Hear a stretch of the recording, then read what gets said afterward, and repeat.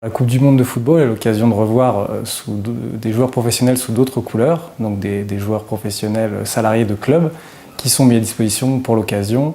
auprès de leur fédération nationale. Ce qui pose plusieurs difficultés ou problématiques en tout cas juridiques sur lesquelles le législateur en France nous apporte quelques précisions, notamment au sein du Code du sport. On a un article L222-3 qui nous précise qu'à l'occasion de cette mise à disposition, les joueurs de l'équipe de France bénéficient toujours de leur qualité de salariés de leur club et donc des droits qui en découlent. Les joueurs restent salariés de leur club, mais ils doivent obligatoirement être mis à disposition de leur sélection, en cas de convocation évidemment, et sous réserve qu'ils ne soient pas blessés et qu'ils n'aient pas dûment justifié de cette blessure.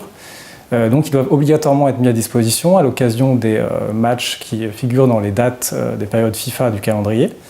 ou de certaines phases finales, dont la phase finale évidemment de la Coupe du monde 2018 qui nous intéresse.